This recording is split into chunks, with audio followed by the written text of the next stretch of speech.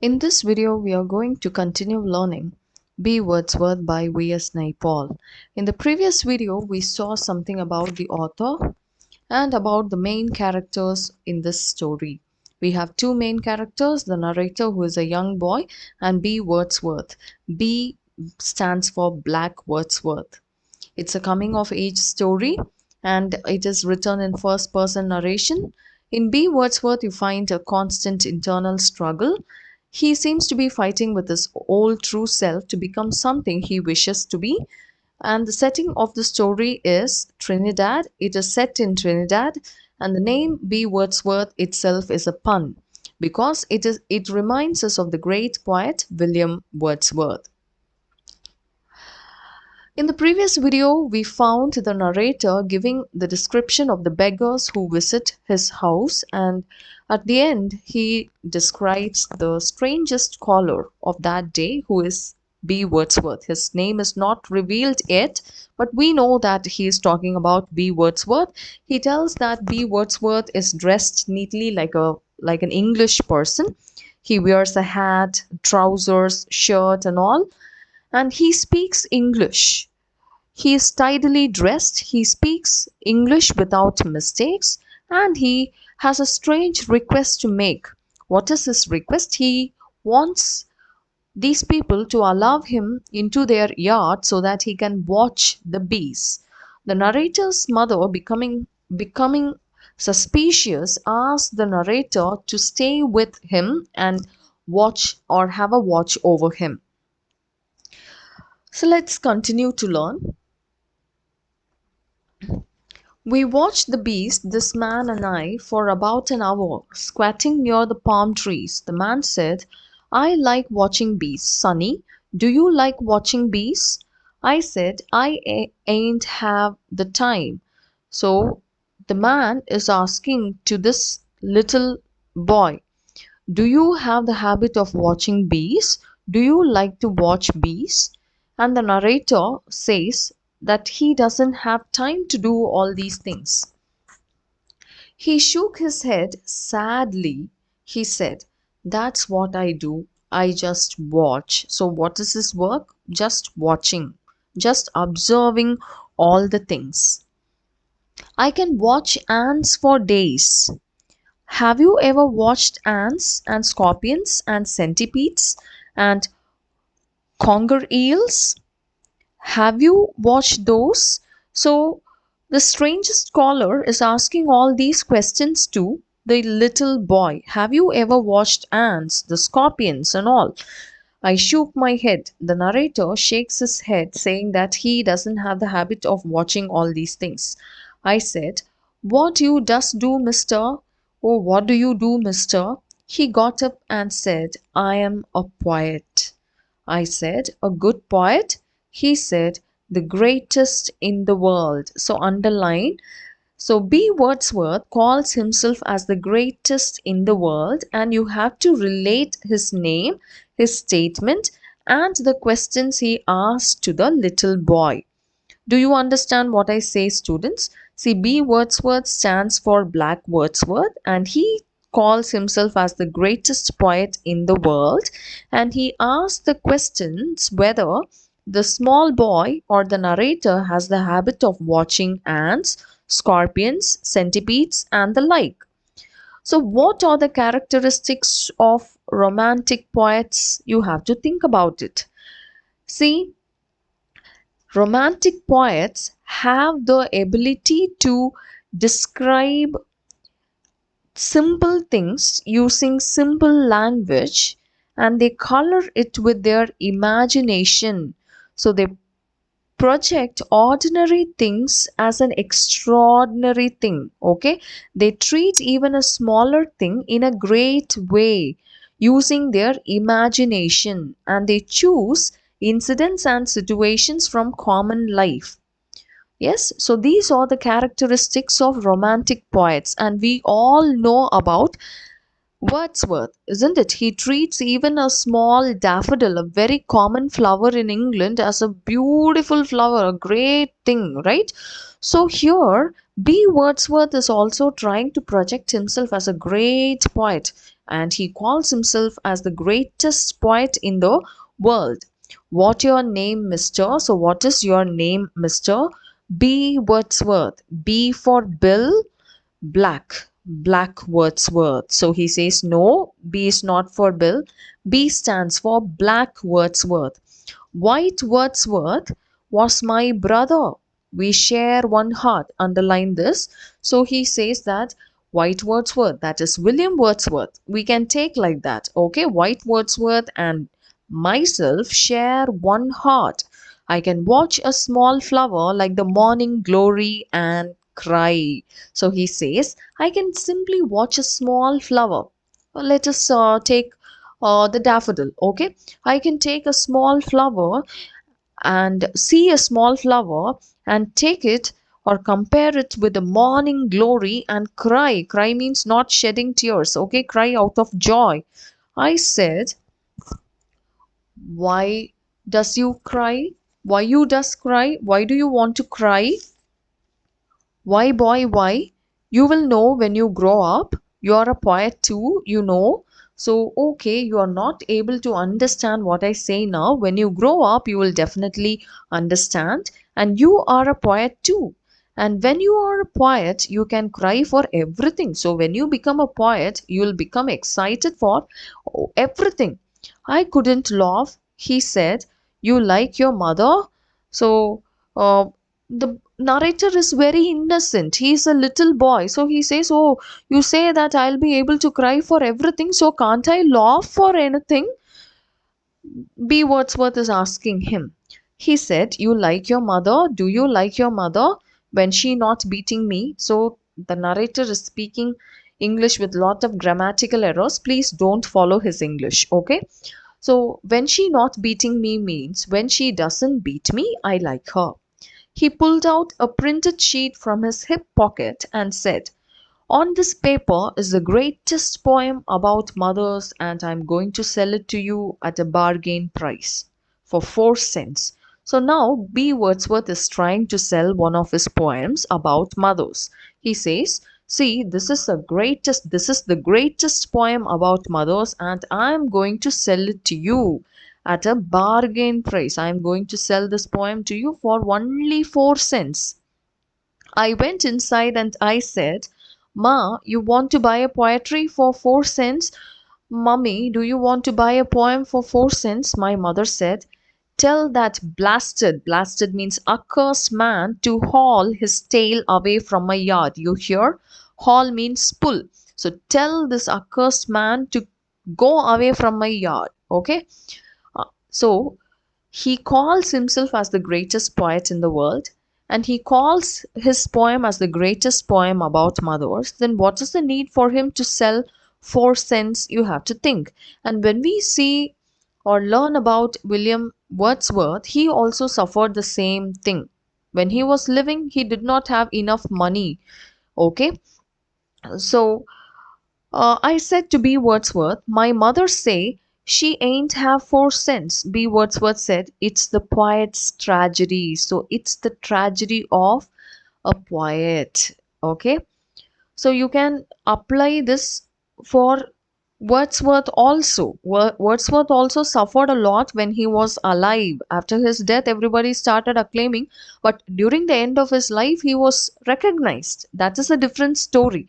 Okay, but here B. Wordsworth, who calls or who identifies himself with White Wordsworth, doesn't got or he hasn't got any recognition from the crowd. He is not accepted as a poet, but he calls himself as the greatest poet in the world, and he thinks that he writes very good poems too.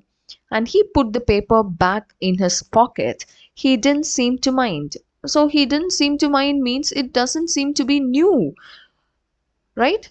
So it's not a new experience for B. Wordsworth. Everybody tells the same dialogue, it seems. So he doesn't seem to be offended at all. I said, it's a funny way to go around selling poetry like that. Only Calypsonians, that is West Indies, do people West Indies people do that sort of thing. A lot of people just buy. So He says, so it's a funny way to go around and sell poetry, isn't it? So, do a lot of people do that? He said, no one has yet bought a single copy. So, what do we f- come to know from this? See, his poems are not bought by anybody. But why you just keep on going round then? So if nobody is buying your poems, then why are you keep on going around trying to sell poetry? He said, in this way I watch many things and I always hope to meet poets. So in this way, I or this gives me an opportunity to watch many things and I always hope to meet poets. So he desires to meet poets and he wants to see lot of things. I said, you really think I is a poet? You really think that I am a poet? You are as good as me, he said. Yes, you are really good as me, as good as me. And when B. Wordsworth left, I prayed I would see him again. So when after saying all these things, B. Wordsworth leaves the place, and the narrator prays that he would see him again. About a week later, coming back from school one afternoon, I met him at the corner of Miguel Street. He said, I have been waiting for you for a long time. I said, you sell any poetry yet? He shook his head. So the narrator asked whether he had sold any poems of his. For that, B. Wordsworth shakes his head, which means he hasn't sold anything. He said, in my yard, I have the best mango tree in Port of Spain, and now the mangoes are ripe and red and very sweet and juicy. I have waited here for you to tell you this and to invite you to come and eat some of my mangoes. So, B. Wordsworth is waiting for the narrator to tell him that he has mangoes in his yard. Okay, he wants to give some mangoes to the narrator. He lived in Alberta Street. He here refers to B. Wordsworth. Okay, B. Wordsworth lived in Alberta Street in a one roomed hut placed right in the center of the lot. So he is living in a hut. Okay, he calls himself as the greatest poet. He believes that he has written the greatest poem about mothers. Okay, but he doesn't have any money. He is living in a hut and nobody buys his poem also. So the narrator goes to his house and he finds that he is living in a hut. The yard seemed all green, so the yard seemed to be having lot of trees. There was a big mango tree, there was a coconut tree, and there was a plum tree. The place looked wild as though it wasn't in the city at all. You couldn't see all the big concrete houses in the street. He was right. The mangoes were sweet and juicy. I ate about 6 mangoes, and the yellow mango juice ran down my arms to my elbows and down my mouth and to my chin, and my shirt was stained. So you can imagine how the narrator ate the mangoes. My mother said when I got home, where were you? You think you is a man now and could go all over the place? Go, cut a whip for me. So, when the narrator went home, his mother was so furious. She was angry because without informing his mother, he had gone to visit B. Wordsworth, right? So, his mother is asking him whether he has grown up to be a man to go like this without informing his mother. And his mother asks him to go and cut a whip for her to beat him. She beat me rather badly, and I ran out of the house swearing that I would never come back. So she beats him heavily, and he swears that he will not come back to his home again. I went to B. Wordsworth's house. I was so angry, my nose was bleeding. So you see, he becomes very angry. He runs straight away to B. Wordsworth's house. So from this, we understand that by now, a beautiful bond of relationship, of friendship, has been formed between B. Wordsworth and the narrator. When the narrator is in distress, he runs to B. Wordsworth. The narrator is very angry and his nose is bleeding. B. Wordsworth said, "Stop crying and we will go for a walk. So you don't cry, we shall go for a walk." I stopped crying, but I was breathing short. We went for a walk. So the narrator is distressed. He is very angry, at the same time sad, and he is suffering from pain. His nose is bleeding and all. So now Wordsworth calls him to come out with him for a walk. I stopped crying, but I was breathing short. We went for a walk. We walked down St. Clair Avenue to the Savannah and we walked to the race course. So they are walking and walking now. B. Wordsworth said, "Now let us lie on the grass and look up at the sky. And I want you to think how far those stars are from us." So B. Wordsworth asked the narrator to lie on the grass and look up at the sky. And he wants him to think how far those stars are. Okay, actually, B. Wordsworth is asking the narrator to look at the stars and think about the distance between him and the stars. B. Wordsworth said,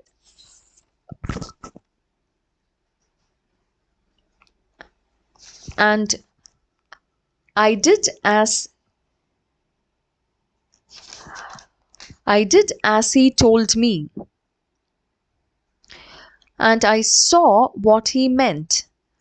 I felt like nothing. Okay?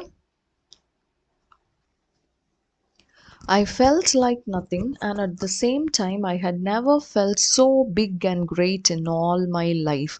So, what happens here? B. Wordsworth calls the narrator for a walk, and the narrator accepts his idea and he obeys him. And he feels so big and great in his life. I forgot all my anger and all my tears and all the blows. So they go out, they walk, and they lie on the grass, they see the star, and the narrator feels so big and great. He forgets all his anger and all his tears and all the blows. So when you come across these lines, what do you remember? See, we we understand the healing nature of nature. Isn't it? Nature heals, nature gives solace. So, Wordsworth, that is William Wordsworth, was always seeking solace from nature, right?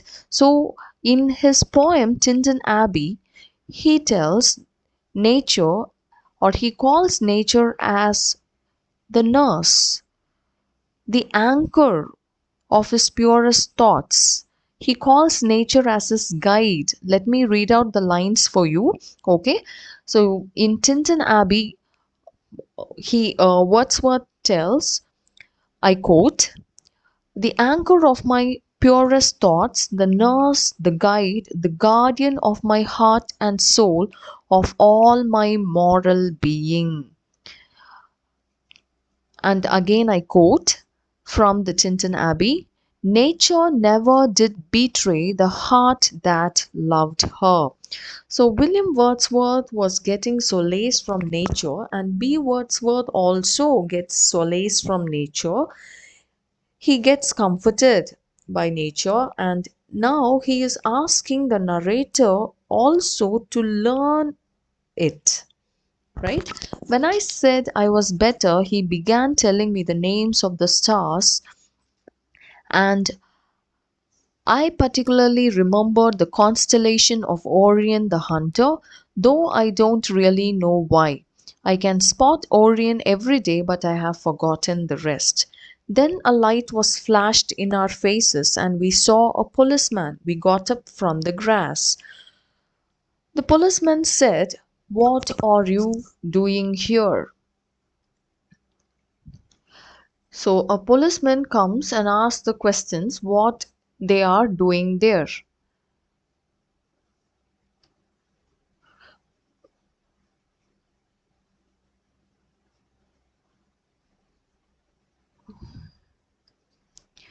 B. Wordsworth said, I have been asking myself the same question for 40 years. So, why is he saying so? What is the question of the policeman? He asked, what are you doing here? So, B. Wordsworth says that I have been asking myself the same question for 40 years. So, what is the question? What am I doing here? And what is his work? He says that he is a poet and he likes to go to different places just to see different things, right? So, here we understand that B. Wordsworth doesn't even know what he is really doing. He is having an identity crisis. He doesn't know who he really is. Okay? We became friends, B. Wordsworth and I. He told me, you must never tell anybody about me and about the mango tree and the coconut tree and the plum tree. It is not a great secret, but B. Wordsworth wants the narrator not to reveal anything about B. Wordsworth to others. You must keep that a secret. If you tell anybody, I will know because I am a poet. So he says that a poet knows everything. Okay, so you have to keep this as a secret. If you reveal this, then I'll definitely know that. I gave him my word and I kept it. I like his little room. So the narrator, being so innocent, gave him his word. That is, he promised that he would keep everything as a secret. And the narrator liked B. Wordsworth's little room. It had no more furniture than George's front room, but it looked cleaner and healthier. So George is someone the narrator knows, okay? Nothing about him is mentioned in the story hereafter. So he just says that it had more furniture than George's friend room. It had no more furniture, which means B. Wordsworth doesn't have any furniture at his home, but it looks cleaner and healthier. But it also looked lonely. But the hut also looks lonely, which means B. Wordsworth is living alone in his house. So you have to just think about the contradictions. B. Wordsworth calls himself as the greatest poet. He has the ability to write great poems and all, but nobody buys his poetry. He wants to identify himself with the greatest or with the great poet William Wordsworth, but he terribly fails to do that. When the policeman asks the question what they are doing there, B. Wordsworth says that he's been asking the same question for 40 years. So, for 40 years, he's been a poet and he's struggling to sell his poetry. People don't want to buy his poems, which means he is not a good poet. Okay, so you have to think about all these things, and we have various themes in this poem. We are going to see the rest of the story in the next class, but you have to go through this story again and again. The story seems to be a simple story, but it is not a simple story. Okay, we have themes like identity crisis, failure and disillusionment, love of nature, and escapism. Okay, so unless you understand the story completely, you will never be able to relate all these themes with the story. Okay, so please go through the story again and we shall see the remaining part of the story in the next video. Thank you, students.